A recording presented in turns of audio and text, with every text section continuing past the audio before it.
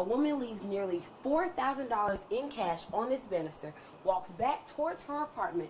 Then she realizes that she left it, returns in less than 30 seconds, and it was gone.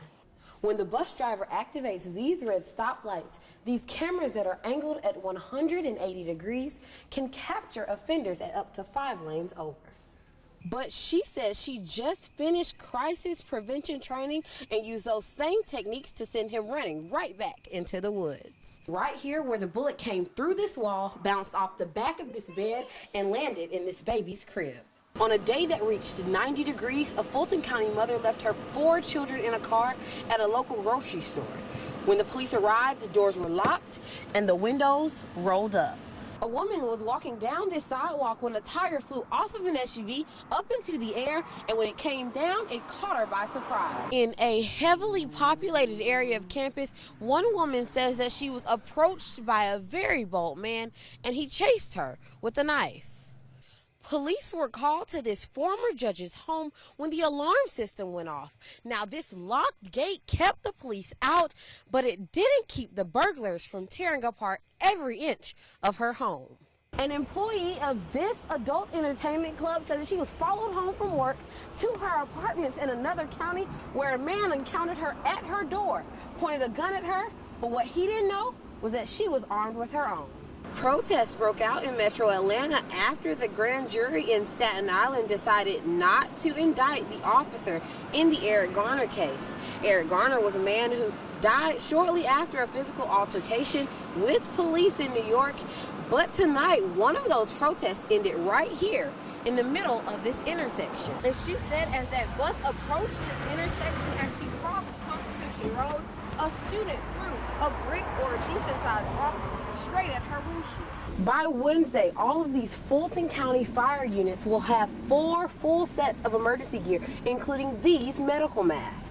After the Secret Service discovered that this security officer had his weapon on the elevator with the president, he's now out of a job, but he says that he did nothing wrong. We are on scene at a triple shooting where police say that 3 people were shot, 1 person is dead, and 2 people were transported to the hospital. And police believe that this was an apparent burglary or robbery, but the neighbors around here say that things like this happen all the time. That Clayton County District Attorney investigator took to Facebook, and we got this notice to take disciplinary action where the district attorney found his comments racially derogatory. And we spoke with one woman who was one of the first to see and respond to his comments. During an investigation conducted by the Department of Public Safety, one trooper lieutenant admits that while on the clock, he was simply hanging out with his friends. Should Atlanta ban the box is a question that lawmakers will have to decide in the coming weeks. This legislation will require all City of Atlanta businesses to remove the section where convicted felons have to check the box and note their felonies. Neighbors say they heard a snap, and they believe lightning struck this tree, splitting it in half and bringing it down onto this home. A woman is being treated here at Grady Hospital tonight after leading police in a high-speed chase down 75 South this afternoon. Witnesses say they saw her flying down the highway and she was bound to crash. Now, students did tell me that this protest started after an on-campus fraternity event. They marched for about an hour, then ended in the middle of this intersection with no arrests, but they say they will return tomorrow.